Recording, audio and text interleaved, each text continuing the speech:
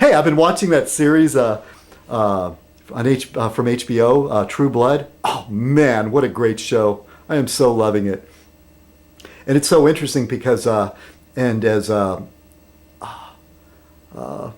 say it. My friend Bonnie put it. It puts all the myths on the same level playing field. I hope I quoted you right, and I'm not misrepresenting you. And I say that with love. But from my point of view, it just sort of clarifies the different beliefs. I mean, I took some beginning art history courses on up into the French Rococo period, and especially the earlier stuff with the Assyrians and the Egyptians was fascinating. Their myths and legends were so rich, and then there was the Greeks who probably got their stories from somewhere else, and the Romans borrowed heavily from the Greeks, and whether, and of course, yeah, I don't believe, Apollo is real or anything, but it does give insight. It does give insight into the human condition. How much alike they were, and how much they were wrestling with their own impulses, and violence and love and passion and sex.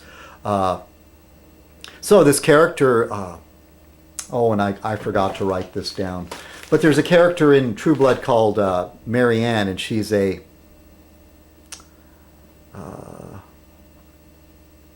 forgot what it's called, a naiad or something like that. I've never come across it in my Maynard.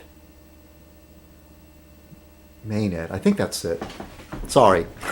But anyway, what she is represents a servant to Dionysus or Dionysus, and some of the stuff that she quotes and her attitude is like, and they say Dionysus is where some scholars say is where the belief or an idea of a Satan sprung from that, because the Dionysian cults were really like violent. They would run into the woods and tear animals alive limb for limb, and sometimes humans, and eat the flesh. And part of their like ecstatic states of revelry, of drunken debauchery, and orgiastic sex, and so I found that very interesting, because some of the stuff that she was spouting, that she was using to entice people into her group. Plus, she had some sort of mind control, but part of the philosophy was much like you'll hear from modern so-called Satan worshippers. Very, very interesting. And plus, it's kind of like a soap opera too. There's all this like, is she going to be with him, or so and so is broke up with them, or and all these like terrible things happen to these people. Anyway, I recommend it. True Blood. That's okay if you're okay with violence and sex. Excuse me. So anyway, yeah. So it's just I knew there were bigots on YouTube. Right now, I'm dealing with what I would call a misogynist. That basically, yeah, he's spamming my comment section, but I tend not to block people unless they get really, really super rude. They write stuff I wouldn't want my friends to see. But mostly, it's okay for my friends to see stuff like that. Can you see somebody acting like an idiot? And this guy's being very, very judgmental, and it sort of seems like I said he seemed like one of those puritanical types that thinks that any woman that ventures outside by herself is a whore. Okay, so anyway, moving right along. Hey, did you like the little harmonica playing? Yeah, I ran out of my repertoire. I have no other songs. And for Frank of the Mountain, okay, I get it. I will try to put it together in a playlist. But man, it's already so much damn work as it is. But yeah, look for a playlist titled Find the Fez. I almost forgot what I called this. I do that all the time. And then I get nervous and I laugh. All right, so let me have a quick look at the newspaper, okay? And I should have bookmarked these things, but I thought there were some interesting headlines that caught my attention. And I hope you all had a good, I would say I hope you all had a good week. Yes, yes.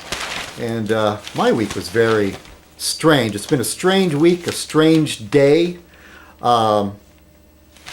This is one of the things I saw. It's been a strange year. I've had a strange life. Climate change. Climate change felling white bark pine forests. Okay, aside from the argument whether climate change is man-induced or but there are still people that deny climate change. Like every winter, you know, some place will get snowed in and they'll say, "Oh, what about that global warming?" You know, idiots. You know, it's the idea for looking long-term trends. And trees is a great way of looking at a long-term tree. And because of the climate change, the trees, and this tree is called whitebark, is basically a sitting duck to the mountain pine beetle. And these trees are getting infested by these beetles. And this is in Wyoming, eastern Idaho, and southern Montana.